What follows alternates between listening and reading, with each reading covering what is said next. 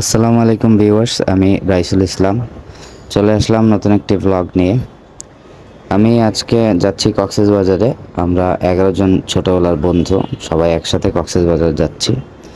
বাসা থেকে বের হয়ে পান্থপথ সিগন্যালে এসে আমরা যে বাসে যাব সেই বাসের একটা কোস্টার সার্ভিস আছে। এই কোস্টারে উঠে আমরা এখন আবদুল্লাপুরের দিকে যাচ্ছি। আমাদের আজকের কক্সবাজারের সঙ্গী সেজুতি ট্রাভেলস। এই ট্যুরটা আসলে আমরা হুটহাট প্ল্যান করে ফেলি, আর একদম 11th আওয়ার হওয়ায় আমরা এই বাস ছাড়া অন্য কোনো বাসে একসাথে 11টা টিকিট পাই নাই। তো যাই হোক, এই বাসে করেই আমরা আজকে কক্সবাজার যাব। আমরা আরামবাগে আসলাম, এখানে নামাই দিল। এখন এই বাসে আমরা উঠবো।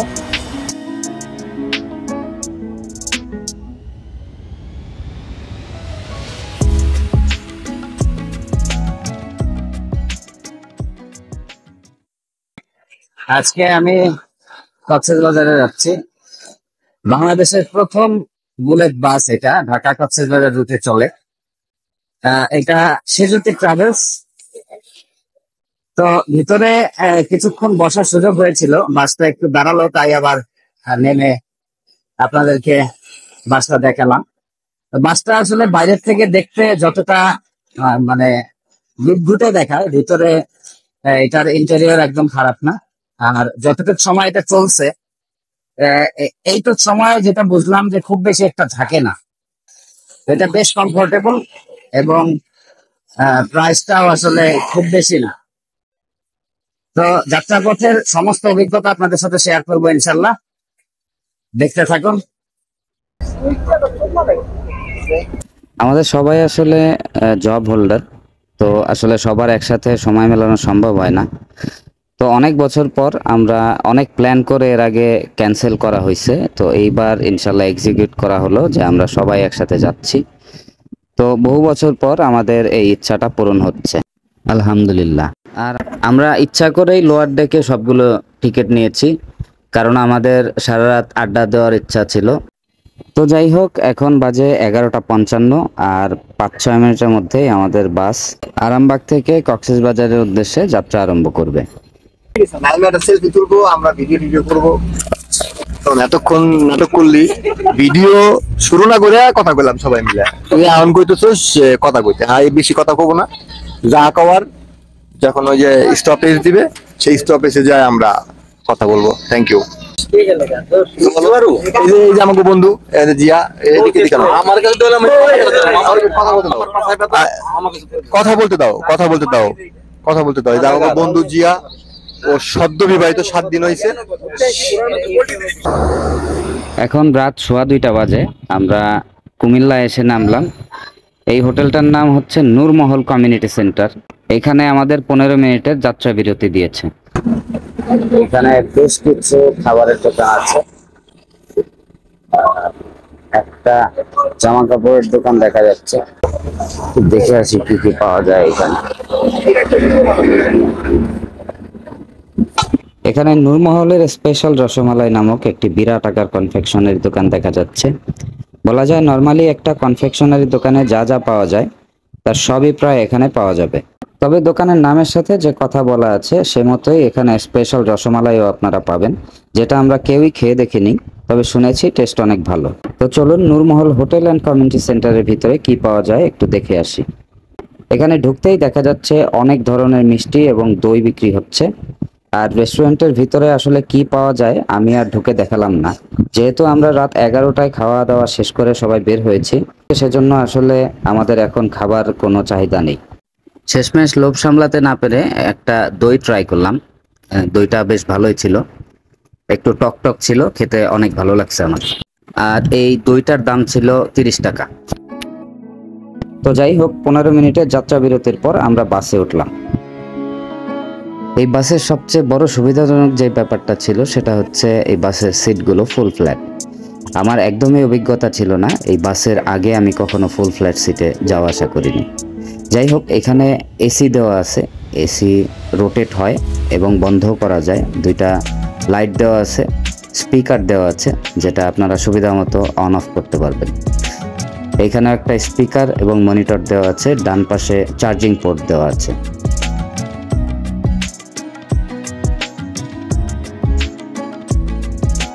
এখানে রয়েছে শু র্যাক, এখানে পানির বোতল, চাইলে আপনারা জুতা স্যান্ডেলও রাখতে পারবেন।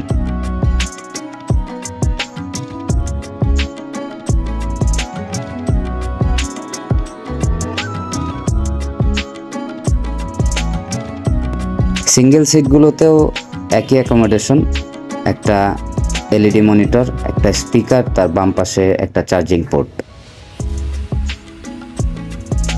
আর এখানে এসির পাশেও একটা স্পিকার দেওয়া আছে, দুইটা লাইট দেওয়া আছে।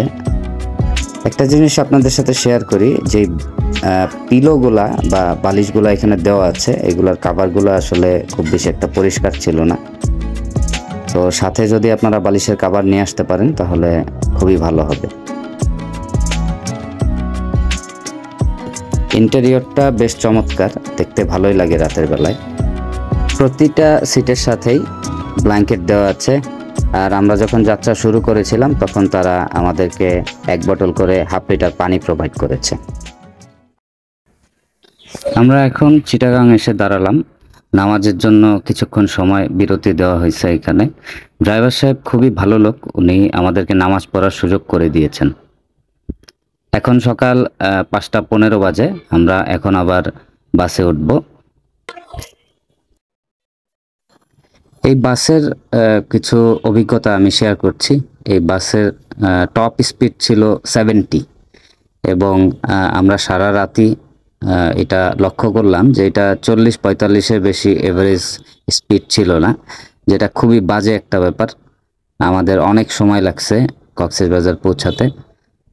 আর আমরা এই বাসের টিকিট কেটেছিলাম একদম 11 টাওয়ারে 1500 টাকা করে, এর কমে আমরা পাই নাই। যেহেতু 1500 টাকা, যেহেতু আমরা বৃহস্পতিবারে রওনা হয়েছি, তো সেই ক্ষেত্রে এর কমে আর পাওয়া যায় না এই টিকিট। এখন সকাল 8টা বাজে, আমরা ঢাকা থেকে কক্সবাজারের উদ্দেশ্যে রাত 12টায় রওনা হয়। এখন এটা লাস্ট স্টপেজ। এই জায়গাটার নাম হচ্ছে আধুনগর লোহাগড়া, চট্টগ্রাম। এখানে 10 মিনিটের একটা যাত্রা বিরতি হবে ফ্রেশ হওয়ার জন্য। কেউ চাইলে এখানে নাস্তাও করতে পারবে।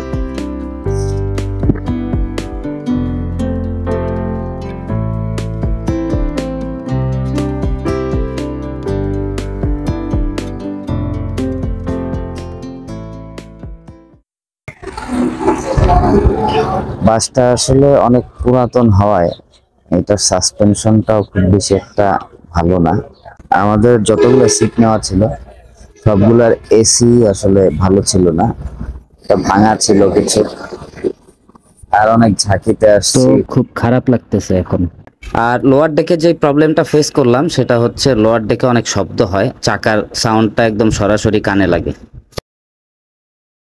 এখন সকাল 10টা বাজে, আমরা কলাতলি ডলফিন সার্কেলে এসে নামলাম। আমরা হোটেল বুক করে আসি নাই, এখন হোটেল বুক করব, নাস্তা করব। তো এই ছিল আমার আজকের বাসের ভিডিও। এটা খুব বেশি একটা ভালো ছিল না জার্নিটা। বাস রাস্তায় অনেক লোক উঠাইছে এবং নামাইছে, লোকাল সার্ভিসের মতো আর কি। তো যাই হোক, সবাই সুস্থ মতো এসে পৌঁছেছে, আলহামদুলিল্লাহ।